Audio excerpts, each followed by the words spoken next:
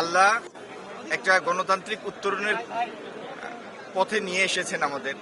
মানুষ তার পছন্দের নেতৃত্ব নির্বাচিত করতে পেরেছে। সেই সাথে আমাদের কাঁধে যে গুরু দায়িত্ব এসেছে, যে সিলেটের পক্ষ থেকে আমরা দুইজন মন্ত্রিসভায় আছি, এই গুরুর দায়িত্বের বোঝাটা আমরা প্রতি মুহূর্তে অনুভব করি এবং যে কারণেই এখানে আনন্দ উচ্ছ্বাসের কোনো সুযোগ নাই। আমাদের সামনে অনেকগুলি কঠিন চ্যালেঞ্জ। একটি হচ্ছে রাষ্ট্রীয় পর্যায়ে, জাতীয় পর্যায়ে আমাদের পর্বত প্রমাণ অনেকগুলি চ্যালেঞ্জ আছে এবং সেগুলির সাথে আমরা যে মন্ত্রণালয়গুলির দায়িত্ব পেয়েছি সেগুলির সাথেও সরাসরি সম্পর্কিত অনেক বড় বড় চ্যালেঞ্জ আছে। দ্বিতীয়ত, সিলেটের যে পুঞ্জীভূত সমস্যা, কর্মসংস্থানহীনতা, যুদ্ধতার সমস্যা, মাদক, অনলাইন গেমলিং সহ পর্যটনের অবকাঠামো নির্মাণ করা, এরকম বহু বহু চ্যালেঞ্জ আগামী দিনে আমাদের সামনে আছে।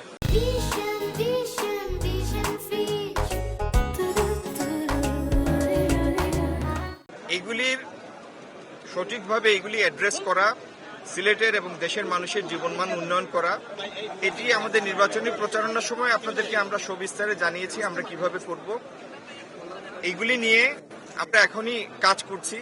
কাজের ফলাফল আমার আগে মাননীয় মন্ত্রী আরিফুল হক সাহেব যেটা বললেন যে আগামী দিনে আমাদের কাজের মধ্য দিয়ে আপনারা আমাদের এই চেষ্টার প্রতিফলনগুলি দেখবেন ইনশাআল্লাহ। গত ১.৫ দশকে দেশের যে ইনফ্রাস্ট্রাকচার ছিল, যে স্ট্রাকচারটা ছিল, ইকোসিস্টেম ছিল, এটা ধ্বংস হয়ে গিয়েছে। ব্যাংকিং ব্যবস্থা বিপর্যস্ত হয়ে গিয়েছে। অর্থনীতির মধ্যে যে গতি সঞ্চারের একটা উদ্দীপনা থাকে, আপনি বিনিয়োগের অনুপস্থিতিতে সেই উদ্দীপনাটা অনুপস্থিত।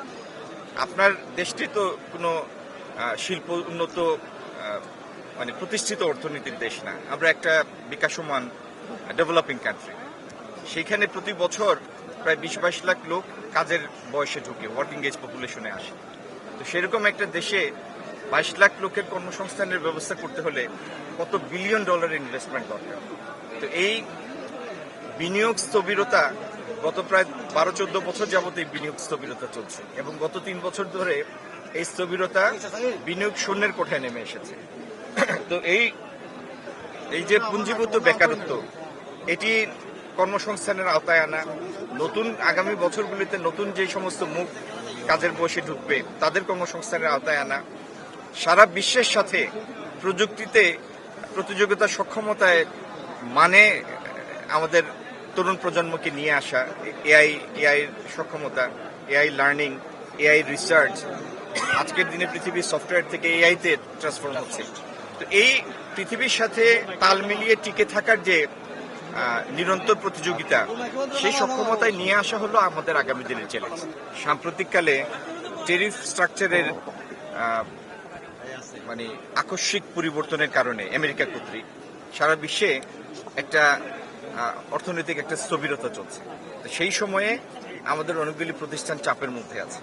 তারপরে বিগত অনেকগুলি বছর যাবৎ যে সমস্ত শিল্প প্রতিষ্ঠান ঠিকমতো জ্বালানির অভাবে পরিচালনা করতে পারেনি, ইউক্রেন যুদ্ধের কারণে ক্ষতিগ্রস্ত হয়েছে, আমাদের রাজনৈতিক পট পরিবর্তনের কারণে ক্ষতিগ্রস্ত হয়েছে, তারা প্রত্যেকে এই ক্ষতির অভিঘাত, যেটা এই ক্ষতিগ্রস্ত প্রতিষ্ঠানগুলি, এগুলির বোঝাটা এরা বহন করে বেড়াচ্ছে। অনেকেই এই সময়টা টিকে থাকতে পারেনি, তারা বন্ধ করতে বাধ্য হয়েছে।